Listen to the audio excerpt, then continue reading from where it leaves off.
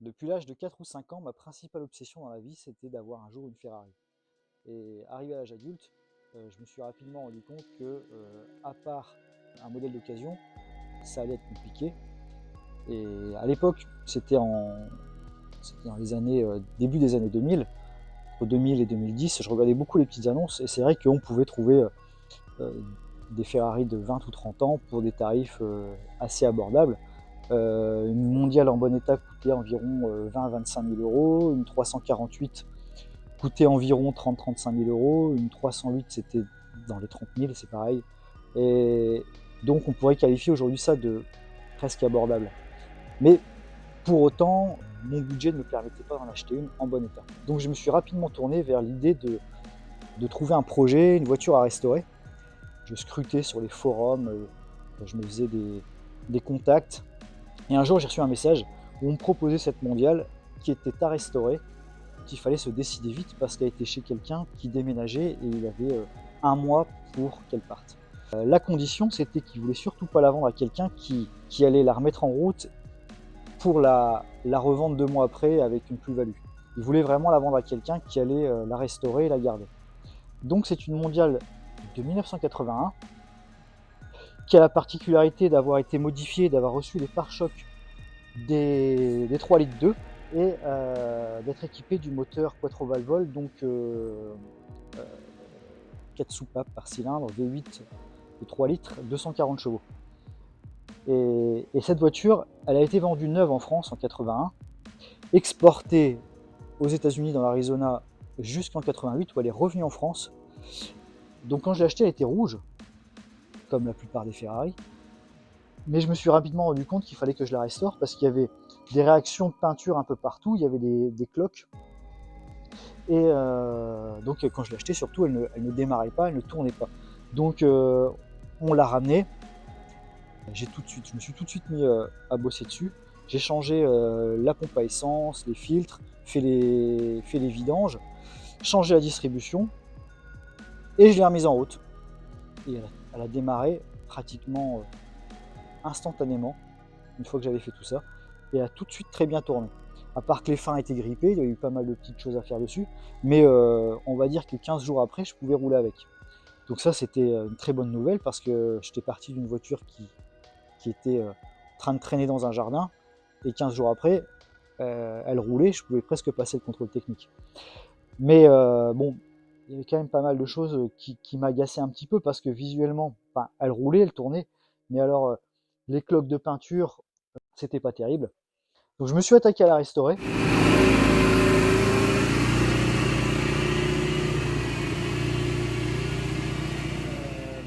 Je me suis rapidement demandé, est-ce que je la remets à l'origine ou est-ce que je la fais à mon idée? Alors j'ai rapidement tranché, j'ai décidé de la faire à mon idée, comme c'était une voiture qui avait déjà reçu des modifications, et puis de toute façon, c'est pas forcément la Ferrari la plus aimée, donc autant en profiter pour en faire une version à mon goût. Et j'ai changé sa couleur, donc comme je l'avais acheté, elle était rouge, mais c'était pas sa couleur d'origine, et qu'à l'origine elle était gris clair, j'ai choisi, je voulais soit bleu, soit noir. Donc j'ai tranché pour le noir. J'ai toujours voulu une voiture noire avec les jantes dorées. Et donc j'ai pris des jantes de 16 pouces et des copies de jantes de Ferrari 308 Quattro Valvole. Ce qui permet de faire des économies sur les pneus parce que les TRX d'origine valent 400 € le pneu, tandis que là en 16 pouces, pour 400 €, j'ai 4 pneus de bonne marque et donc j'ai pas peur de les user. Donc c'est à peu près 6, allez, on va dire 8 mois à la restaurer en carrosserie. C'est-à-dire que je l'ai démonté complètement et je l'ai poncé.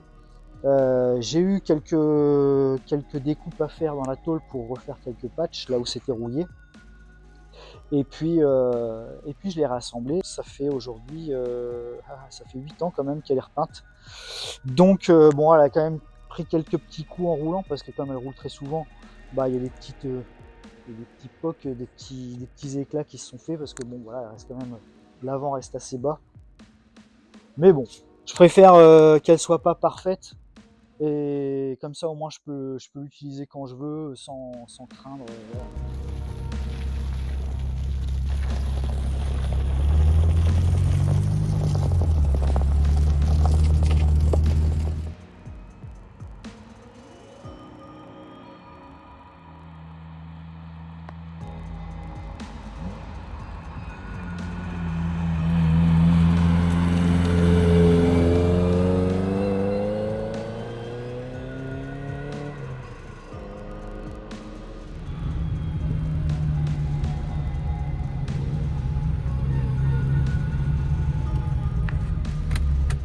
d'autres modèles comme ça dans l'histoire de l'automobile qui sont considérés comme mal aimés, mais la plupart du temps, je trouve que c'est jamais justifié parce que moi, je suis un petit peu un collectionneur de mal aimés. J'ai une 924, j'ai eu d'autres voitures, dont celle-ci, et j'en ai encore d'autres qui sont considérées comme des mal aimés. Et ce sont des voitures que j'adore. Alors, je suis pas très objectif parce que j'ai toujours un petit peu envie de sortir du lot, d'avoir des voitures originales, pas forcément aller sur des voitures populaires, pas vraiment intéressé par les, si vous voulez, par les 911 ou par les Golf, parce que bon, voilà, tout le monde aime ça et moi, je préfère me démarquer. Donc, les voitures mal aimées, ça me va très bien. Donc, la mondiale, finalement, moi qui la connais depuis une dizaine d'années, bah, je l'adore parce c'est une Ferrari qu'on peut entretenir soi-même, dont les pièces ne coûtent pas très cher, c'est fiable, c'est solide, ça ne nécessite pas de sortir le moteur pour faire la distribution, ni pour faire l'embrayage ou ce genre de choses. Et puis c'est une Ferrari qui est très pratique parce que quand vous avez affaire, vous partez en week-end, ben, il y a un coffre, il y a des places arrière qui peuvent servir de coffre supplémentaire. La consommation, bah, c'est pas excessif, hein, quand on est sur autoroute, on est entre 10 et 15 litres.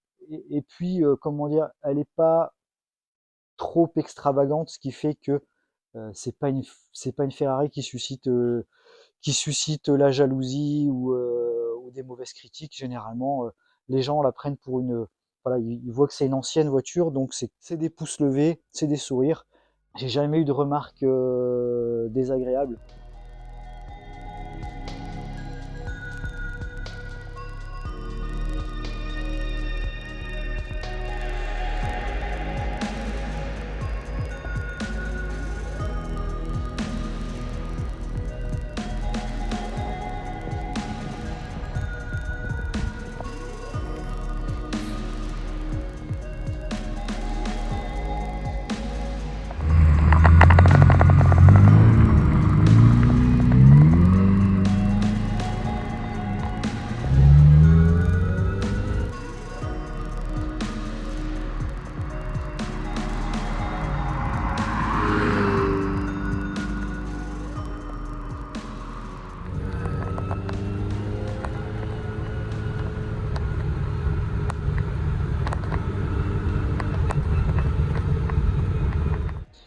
Donc au niveau du moteur, le classique V8 Ferrari qui a été utilisé, alors si je chope la tirette, hop, voilà.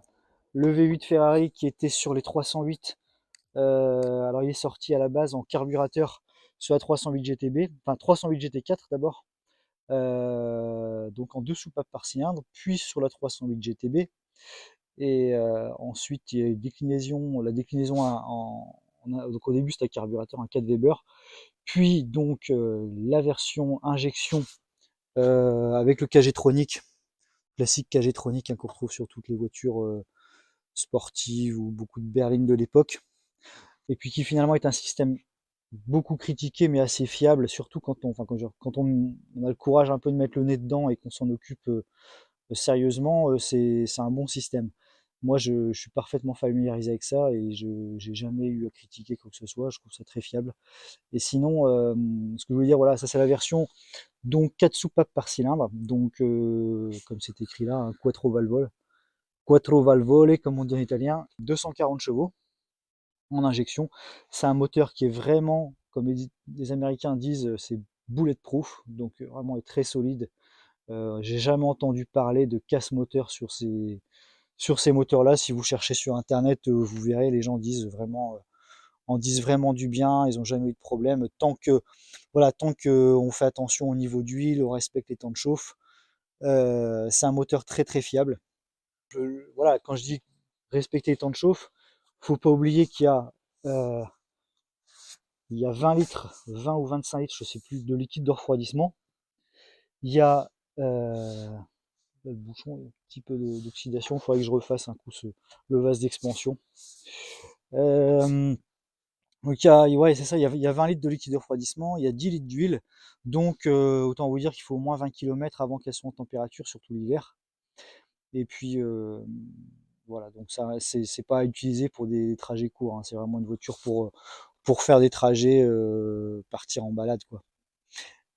Donc très fiable. La boîte de vitesse, hop, est sous le moteur. Et le carter en voit ici, et du rythme qui gêne un peu.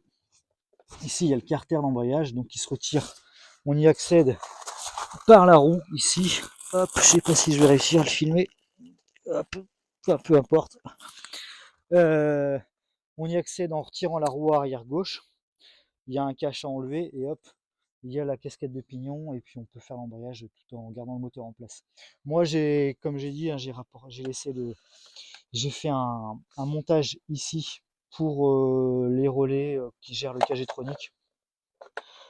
Plutôt que de le mettre sur le faisceau, comment dire, sur le tableau électrique à l'avant de la voiture, parce que ça évite des pertes et puis des chauffes, comment dire, sur ce tableau électrique qui est un gros circuit imprimé qui vieillit assez mal. C'est un peu le défaut de la mondiale.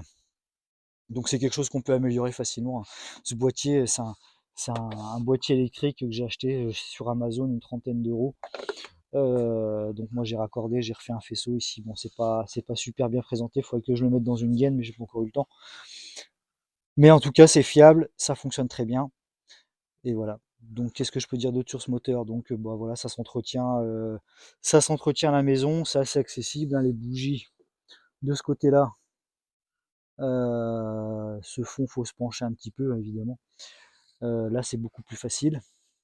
La distribution, on voit un petit peu ici sous le carter de distribution de chaque côté. Ça se fait, donc on retire ici le boîtier de filtre à air. Moi je dépose aussi toute l'injection pour avoir de la place. Puis on y accède par le cache qui est planqué là derrière. On retire le cache et on accède juste en face à la distribution.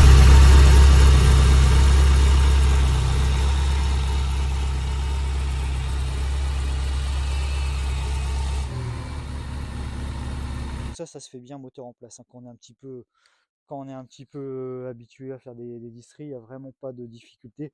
Bon, par contre, il y a des choses à respecter, hein, c'est que c'est un moteur qui ne tolère pas du tout de décalage de distribution, donc il faut vraiment faire très attention. Idéalement, il faut faire tous les 20 000 km un réglage des jeux aux soupapes, au moins une vérification.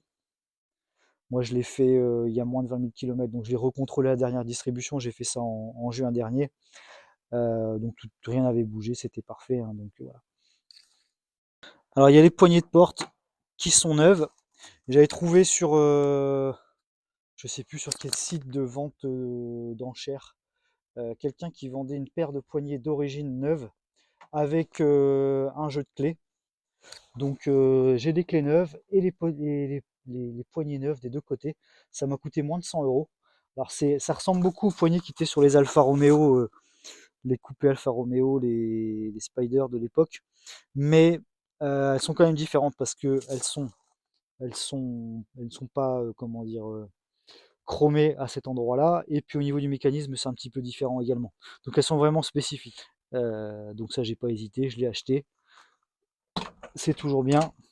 Et donc l'intérieur. Alors c'est pareil, une entorse à l'origine. J'ai conservé tout le cuir d'origine, j'ai rien touché, puis à part l'entretenir et l'avoir nettoyé. C'est un cuir du cuir Connolly, donc très très bonne qualité, qui vieillit très bien.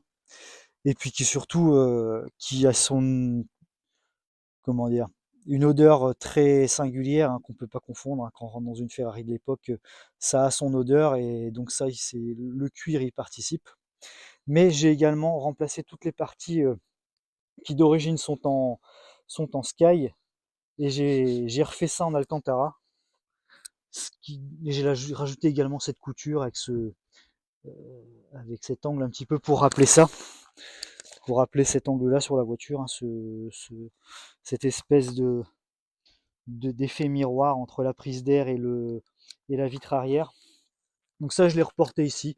Bon, c'est pareil, c'est une entorse à l'origine, c'est un petit truc que je me suis permis. Bon, voilà. Donc, il n'y en a pas d'autres à ma connaissance dont le tableau de bord, dont les parties vinyles ont été refaites en Alcantara. Donc voilà, c'est un petit peu ce qui la rend unique. Voilà, donc l'intérieur. Donc les sièges arrière. Donc c'est pas des, faut pas être grand. Pour les enfants, c'est amplement suffisant. Et voilà, quand j'ai le siège reculé à ma position idéale, ce que ça laisse comme place pour les jambes. Bon, on passe un genou de chaque côté, hein, mais donc pour quand on est adulte, vaut mieux pas faire trop de bornes avec. Mais bon, une fois, en revenant de Paris sur 200 km, j'ai ramené des covoitureurs et ils étaient un peu surpris, mais ça leur a plu, c'était marrant. Donc j'ai également changé les ceintures de sécurité. Je les ai mis en doré pour rappeler les jantes et puis que ça matche un peu avec l'intérieur, puisque de toute façon elles avaient du jeu. Donc maintenant voilà, c'est rattrapé. Donc c'est pareil, c'est pas les ceintures d'origine, mais bon, j'aime bien. Alors au niveau des coûts, parce que forcément c'est la question que j'imagine beaucoup de gens se posent. À l'époque où je l'ai acheté, donc c'était en 2014, comme je disais tout à l'heure, une mondiale en bon état à cette époque-là, ça se trouvait entre 20 et 25 000 euros. Voilà, moi non roulante avec la carrosserie restaurée, je l'ai payé exactement 8 000 euros. Euh, Plus évidemment toutes les pièces que j'ai achetées tout de suite pour la remettre en route. Mais bon, grosso modo, pour la mettre roulante, elle m'a coûté 9 000 euros. Et ensuite, ben, j'ai passé le temps à restaurer la carrosserie. Donc là, bon, je compte pas la manœuvre hein, parce que j'ai tout fait moi-même. En termes de produits, bon, bah, j'ai eu à peu près 1000 euros de produits de carrosserie, un peu entre la peinture, l'après-époxy, l'après-garnissant, etc. Tout le papier pour poncer, les diluants. Après, le reste, c'était bah, de la pièce comment dire, de la pièce d'usure sur une dizaine d'années. Donc, comme je vous disais, le kit embrayage, les freins, différents flexibles, faisceaux d'allumage, kit distribution, des choses comme ça. Les pneus, bon voilà, j'ai rien eu de vraiment très coûteux à faire dessus sur cette voiture puisque finalement elle est très fiable. Et là, je pourrais la prendre et partir dans le sud de la France sans hésiter. J'ai aucune crainte par rapport à ça. Elle m'a coûté, ouais, on va dire vraiment en tout et pour tout sur 10 ans, peut-être 20 000 euros, voiture comprise. Donc c'est vraiment, ça m'a vraiment pas coûté cher pour rouler en Ferrari. Donc je suis très content puisque finalement je voulais, comment dire, pas suivre les règles d'acheter la voiture en parfait état comme tout le monde disait. Il faut absolument en acheter une avec un suivi limpide, parfaitement entretenu, en parfait état, etc., etc. Moi je fais tout moi-même donc je m'en fous, j'ai pas envie d'acheter une voiture nickel, je veux que ça roule et je veux pouvoir m'en servir et la connaître par cœur. Donc moi je la connais par cœur mécaniquement.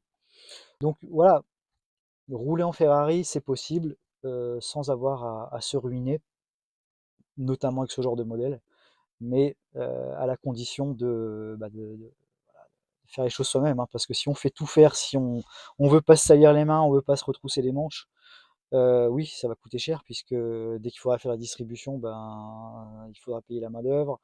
Dès qu'il faudra faire le moindre truc, la moindre bricole, parce que ben, je sais pas, ça peut arriver que pour une raison X ou Y, elle démarre pas. Ça m'est déjà arrivé et c'était jamais rien, c'était vraiment des bricoles. Alors quelqu'un qui connaît rien, tout de suite il va paniquer et puis il va appeler son garagiste va lui changer ben, tout ce qu'il faut, hein, parce qu'avec le blason Ferrari, on se dit bah de toute façon le gars il va payer, hein. L'équipe de design qui avait fait la mondiale, bah, évidemment, c'est chez Pininfarina, donc c'était l'équipe de Leonardo Fioravanti, à qui on doit la Daytona, la 308, la 512 BB, la Testarossa, etc. Et donc, par contre, celui qui avait signé le dessin de la mondiale, c'est Pierangelo Andreani, qui est un designer italien à qui on doit également la Maserati Biturbo. Alors celle-ci, la Maserati Biturbo, je vous en parlerai puisque j'en ai une également, mais dans une version très spéciale. C'est pas une Maserati Biturbo habituelle, donc ça fera l'objet d'une prochaine vidéo où je vous présenterai cette voiture. Voilà, donc moi il y a des gens qui disent que la mondiale est pas belle, je suis pas d'accord. Je trouve que c'est une voiture qui est très originale, qui sort vraiment des codes habituels. Elle ressemble à aucune autre voiture. Elle est pleine de subtilité de design, comme ici cette ligne hein, qui fait toute la baie de pare-brise et qui reprend jusqu'à l'arrière avec cette symétrie un petit peu effet miroir de la prise d'air latérale avec la vitre de custode. Qu'est-ce qu'il y a d'autre encore d'intéressant? Bah, évidemment, cette ligne de caisse hein, qui est vraiment, pour moi, qui est très jolie. Alors, ce qui est un petit peu bizarre, effectivement, c'est le profil des ailes avant, puisqu'évidemment, le cockpit est très projeté en avant pour avoir les 4 places avec le moteur central. Donc forcément, on a les pieds des passagers, enfin comment dire, du conducteur et passager latéral qui se retrouvent derrière les roues avant. Donc forcément, ça crée ce profil qui est un peu particulier. Alors, un autre détail stylistique, c'est ces rétroviseurs. Alors il y en a peut-être qui vont les reconnaître. Ils étaient montés, euh, ils étaient montés sur d'autres voitures. Alors un petit indice, c'est des voitures allemandes. Je vous en dis pas plus, vous pouvez le mettre dans les commentaires si vous trouvez. Donc voilà, c'était monté sur d'autres voitures, mais pour autant ceux-là, ils sont vraiment spécifiques Ferrari. Alors je sais plus, enfin spécifique Ferrari. Ils ont le logo Ferrari dessus, même si c'est exactement les mêmes. Je sais plus exactement si c'est le logo Ferrari dessus. Je crois que c'était ici. Ouais, ouais. On le repère ici, c'est là. Mais ce sont les mêmes que sur une autre voiture allemande. Donc voilà, donc vous pouvez le mettre dans les commentaires si vous trouvez. Alors je saurais pas vraiment dire sous quel angle je la préfère. J'aime bien le 3/4 arrière, parce qu'avec les 4 phares et les 4 sorties d'échappement, comme ça lui donne vraiment une allure trapue qui est vraiment c'est une allure très sportive.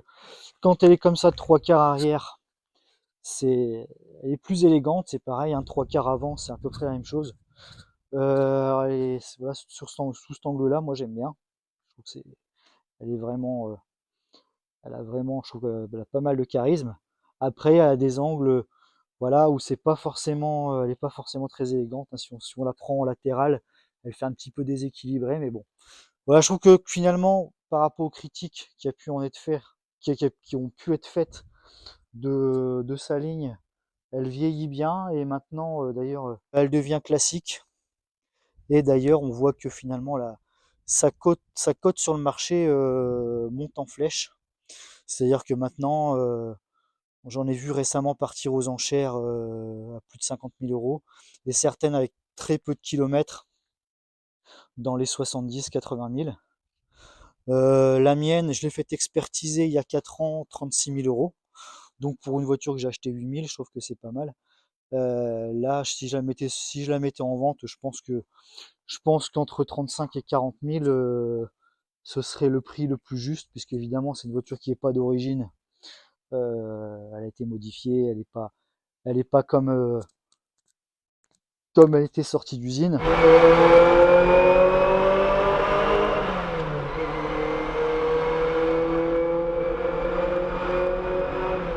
Voilà, donc c'était la première vidéo de la relance de ma chaîne YouTube.